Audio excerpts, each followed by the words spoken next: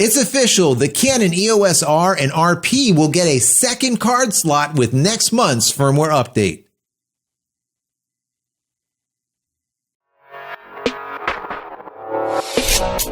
Hey everybody, welcome back to the vlog. Thank you so much for joining me for tea time. We have a little bit of black tea today and chai. Really good stuff. Thank you so much for joining me. I really appreciate you being here, talking tech, talking photography. Is there anything better than that? I don't think so.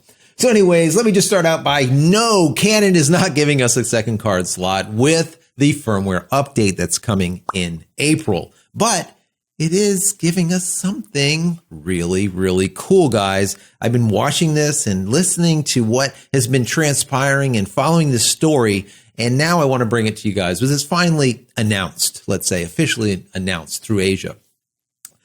Anyways, let me start out by saying normally the norm for Canon is to put out firmware updates that simply bug fix, that simply fix problems that a current camera or whatever has. That is normally what Canon does. In comparison to FujiFilm that I talk about over and over about how they're constantly giving more. Like I remember there was a camera that Fuji had, I don't remember which one, but it originally started shooting, I think it was 1080p, and with a firmware update in less than 6 months, it was shooting 4K.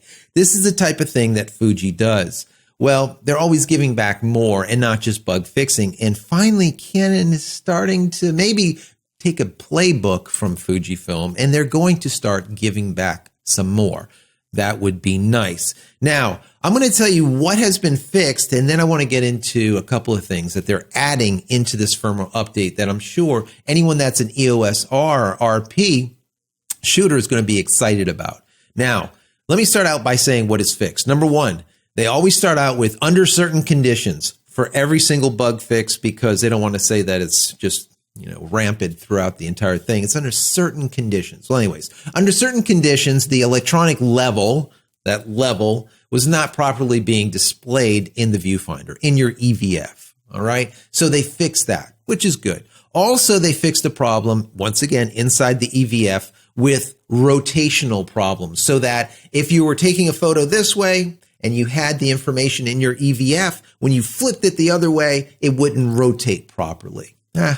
Okay, I get it. Not a big deal. They fixed that also. And they fixed one last thing, once again, under certain circumstances or under certain conditions, the update for firmware for their wireless, I think, let me see, it's a WFT E7 was not working properly. It wasn't possible to do the update. So they fixed that. Not a lot of bug fixes, guys. I thought that when this firmware update 1.20 comes out, there's going to be a ton of bug fixes, and there really isn't. It's kind of good. That is kind of good. Now, what changed or what did they add, you ask? And this is what is really incredible. Number one, the biggest change is that they are adding eye detection AF. Holy crap, guys. Eye detection AF. This is servo eye detection AF. That means it's continuous eye detection. They're also doing small AF frame, and it's also going to be servo. So instead of having a larger frame, you have a smaller frame. It'll also track. So you can do that also for tracking a subject, not necessarily eyes. But eye detection AF is basically what Sony has been doing forever that everyone absolutely loves. Portrait shooters just love it. Why? Because it continuously tracks the eye. You'll see it when you're going in there to go and take the shot. It will continuously track the eye. So as the model is moving, the eye tracking is also moving. This is awesome, guys. This is absolutely awesome. So many people that are R and RP shooters have been asking for this because it's something that they see in Sony, something they see in Fujifilm. And they're like, why can't we have it? All right. Why can't we have it? Well, as of April, mid-April, firmware version 1.20 will introduce this functionality into it. And I remember, I didn't tell you guys about it, but I remember listening to I think it was a column or something that I read in the Asian side of things, an Asian magazine, and it was talking about let's say upper echelons, upper tier management or rep over at Canon talking about what they're going to introduce. And that's why I had a feeling this was going to happen. But I didn't want to say anything until it actually happened, because then it makes you look stupid. I always look stupid. I don't want to look extra stupid. Anyways, what this upper tier, let's say rep, said was the way they were going to do it is, let's say if there's a sea of heads and the heads are, as they call it, small, it will focus on the heads. Or if there's one head in the frame and the head is small, it'll focus on the head. Now, once that small head becomes medium or large size, whatever that means to them, then it will immediately switch over from that head or face tracking immediately into eye tracking and stay eye tracking as long as it can see an eye. That is a really good methodology. That is really nice. And that's what they were saying that they were going to do. So by them saying that back then, this was a few months ago, chances are that is what this eye tracking is going to do. So we'll see how it ends up. Now, the real question is, how well does it work, right, guys? How well does it work? Eye tracking or servo eye tracking is important, but it needs to work. It needs to lock up.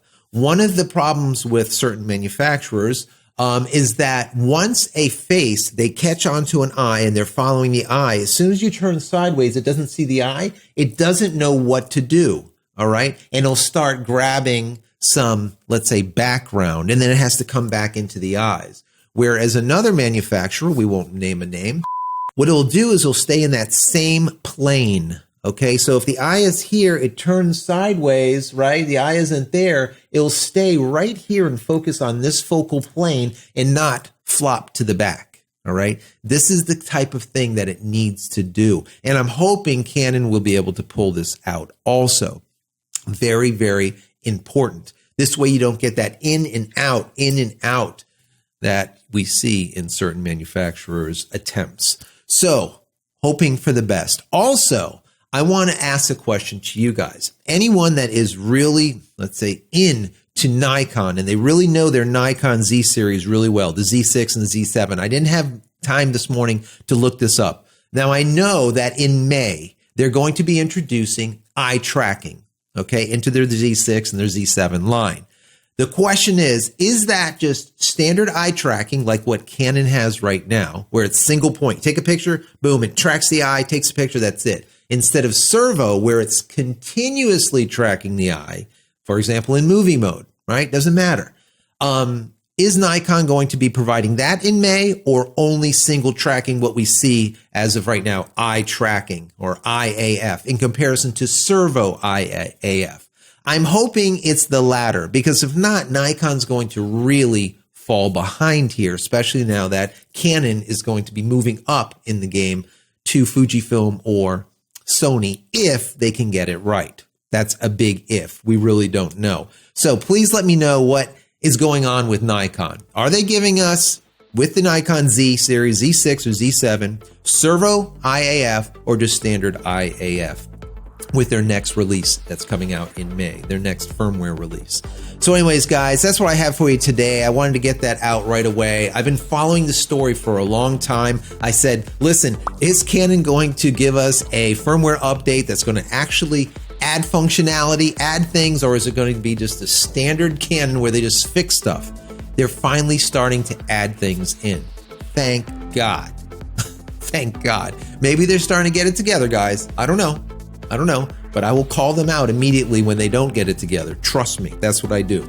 So, as always, if you enjoy my content, please throw me a big thumbs up. That would be stellar. And don't forget to smash that subscribe button so you can get all of my content when it becomes available, and click the bell icon over here so when it is available, you will be notified of it. And finally, head over to my website, JCristina.com, where you can find all the photography tools that I've invented for you and me over the years, and hopefully there's something there that you might like. And if there is, please pick it up and support me. That would be awesome.